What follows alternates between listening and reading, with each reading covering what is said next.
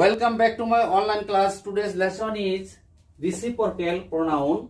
Reciprocal pronoun শব্দের অর্থ হচ্ছে পারস্পরিক সম্পর্কবাচক সর্বনাম। একটা রিসিপ্রোকাল শব্দ দিয়ে বোঝায় পারস্পরিক সম্পর্ক আর প্রোনাউন হচ্ছে সর্বনাম।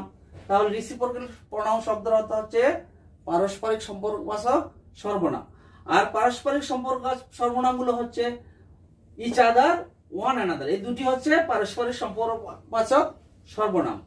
এখন এই ইচ আদার দিয়ে বোঝায় যদি যখন দুজনের মধ্যে পারস্পরিক সম্পর্ক বোঝায় তখন হচ্ছে ইচ আদার, আর যখন দুইয়ের বেশি মধ্যে পারস্পরিক সম্পর্ক বোঝায় তখন হচ্ছে one another.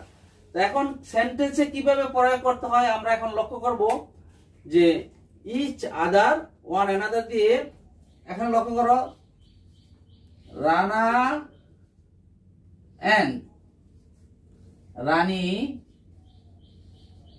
Rana and Rani help each other. Rana এবং রানী একজনে আরেকজনকে সাহায্য করে। এখন রানা একজন, রানী দুজনকে সাহায্য করে, অর্থাৎ পারস্পরিক সম্পর্ক দুজনের ভিতরে।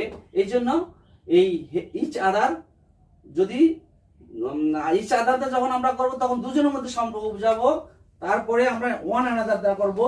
ওয়ান অ্যানাদার হচ্ছে দুইয়ের অধিক যদি হয়। এখানে যদি আমরা দে দা করি, দে দা দুইয়ের অধিক বুঝায়। দে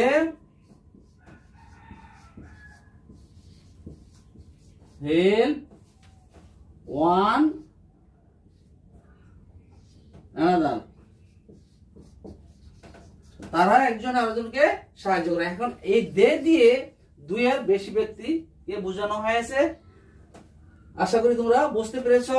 ইচ আদার যদি দুইয়ের মধ্যে পারস্পরিক সম্পর্ক বোঝায় তাহলে ইচ আদার দিয়ে করতে হবে। আর ওয়ান অ্যানাদার যদি দুইয়ের বেশি মধ্যে বোঝায় তাহলে ওয়ান অ্যানাদার দিয়ে করতে হবে। আশা করি তোমরা বুঝতে পেরেছো রিসিপ্রোকাল প্রোনাউন কি। Thank you very much. See you again.